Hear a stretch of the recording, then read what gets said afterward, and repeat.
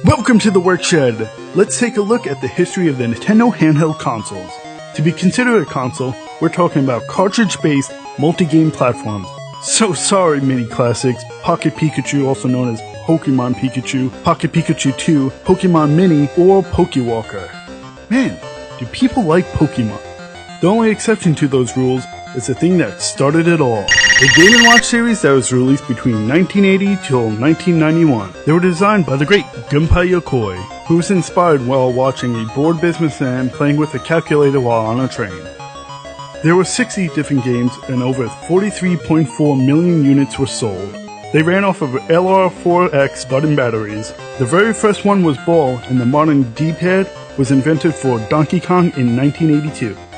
Multiple companies helped Nintendo create the Game & Watch units, including Mego, CGL, JI2L, Futuretronics, Burn & Grabber & Company, and Video Posh. In 1989, Gunpei Yokoi created the one that started it all, the Game Boy. It's an 8-bit handheld with a 2.6-inch, 160 by 144 pixel screen capable of displaying 4 shades of olive green. 733 games were created, with Tetris being the best-selling. Due to South Korea banning Japanese cultural imports at the end of World War II, the Nintendo Game Boy was distributed by South Korean company Hyundai and was named the Mini Kompoy. In 1993, Russian cosmonaut Alexandra A. Sabrov blasted off aboard a SUV TM-17 rocket to the Mir space station. Stashed among his personal gear was a Nintendo Game Boy and Tetris game cartridge. That Game Boy spent 197 days aboard Mir with Sabrov, and upon returning to Earth was auctioned off at a Russian space history auction at Sotheby's Auction House in 1996 for $1,220, which is inflated for today $1,918. January 1st, 1995, Nintendo released several Game Boy models with colored cases advertising them in the Play It Loud campaign. The Play It Loud screens also have a darker border than the normal Game Boy. In 1995, the unsuccessful Virtual Boy was also created by Gunpei Yokoi. It was originally $180, which is adjusted for inflation to be around $290 today. Only 770,000 Virtual Boy units were sold, and it weighed around 5 pounds with only 22 games released. The original prototype for the Virtual Boy was blue and was actually supposed to be worn on the player's head like goggles, which would have been a lot better. The prototype also had a screen on the controller, but the purpose for that is unknown. Even though there was an expansion port for 2-player modes, the cable that made this possible was never released due to the fact that the system was discontinued so quickly. A full-color Virtual Boy was impossible to release in 1995 due to the fact that high-efficiency blue and green LEDs only became available in 1996. The Virtual Boy, which uses an oscillating mirror to transform a 1D line of dots to a 2D field of dots, requires high-performance LEDs in order to function correctly. Without the high-efficiency blue and green LEDs, the Virtual Boy was stuck with a red-only display. To make up for the poor performance of the Virtual Boy, Gunpei Yokoi made the Game Boy Pocket in 1996. Sadly, this was Gunpei Yokoi's last Nintendo product before being struck and killed by a car on October 4th, 1997. The Game Boy Pocket was a smaller and lighter version with a sharper screen with more black and white coloring. The link cable port was also changed to the smaller Generation 2 link cable. 2 years later, Nintendo added a backlight to the Pocket and released the Game Boy Light exclusively in Japan. So lucky! However, later that year, everyone got the Game Boy Color designed by Satoru Okada. The Game Boy Color logo has different colors for each letter in the word color to represent each of the colors the system was originally manufactured in. There was 469 games for the system, with Pokemon Gold and Silver as the top seller, and notably introduced motion controls with Kirby Tilt and Tumble. 2001 brought on the release of the Game Boy Advance. 81.51 million units were sold with a library of 1,075 games, with predictably Pokemon Ruby and Sapphire as the top seller, with Fire Red and Leaf Green in second, followed by Pokemon Emerald. The Game Boy Advance brought on the concept of multi-card and single-card multiplayer gameplay, where not everyone needs the game to play together. Once again, 2 years later, an improved version with a lit screen was released in the form of the Game Boy Advance SP. The SP stands for Special, and there were actually 2 different models. The AGS-001 was front-lit, while in September 2005, the AGS-101 was backlit. Sadly, this was the last system to play physical original Game Boy games. Next, in 2004, the Nintendo DS line was born.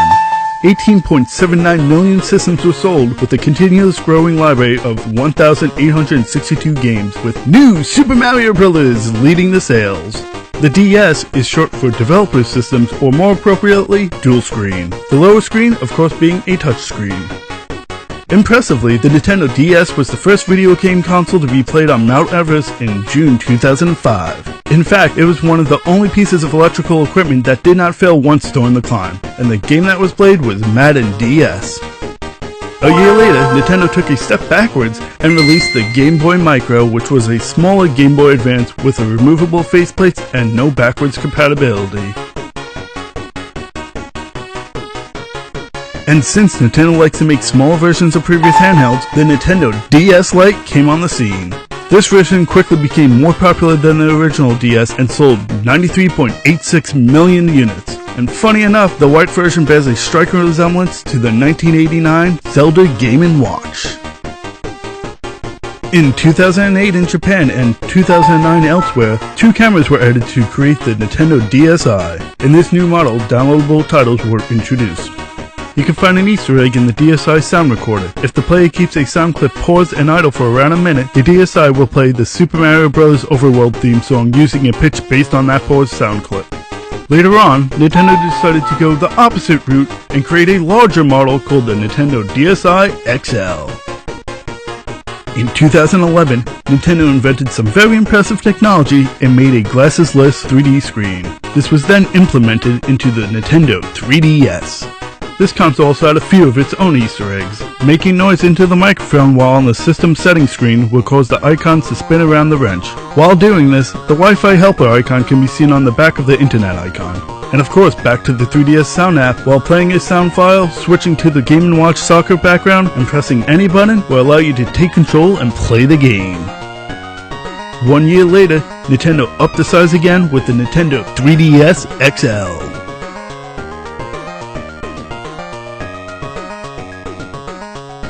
Upon the release of the new Pokemon game, Nintendo decided they needed a system made for kids ages 4 to 6 because the 3DS 3-dimensional effect is not recommended for children 6 and under.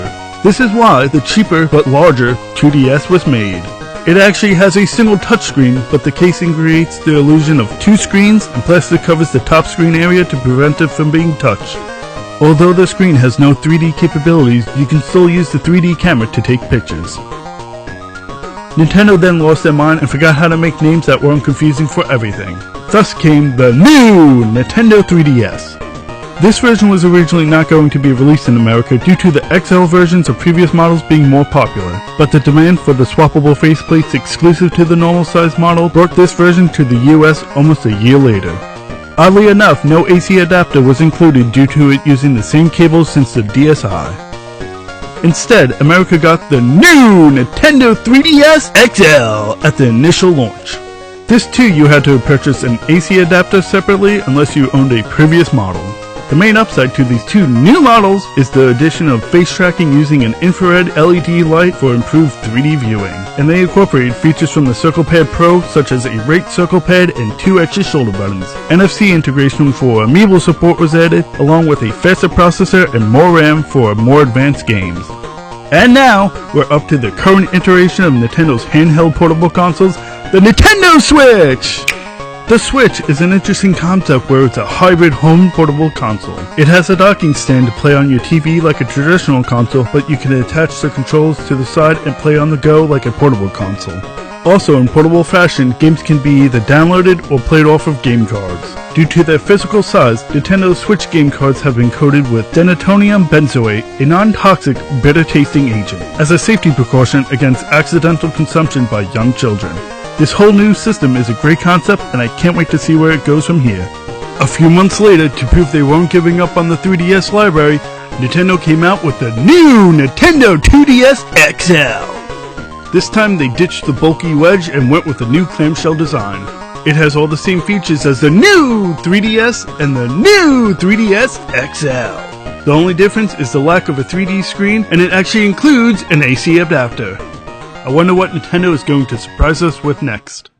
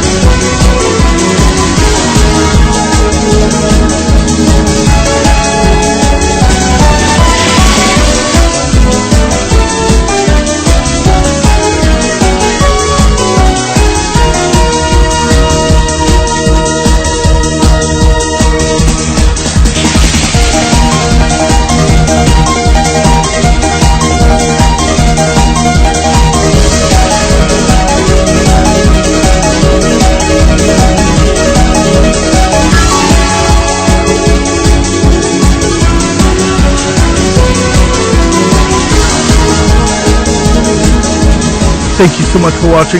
Please check out some of my other gaming videos and let me know what console series you want me to explore next. And if you want to be really awesome, go buy a t-shirt from the Exit 8 T-Public store. See you next time.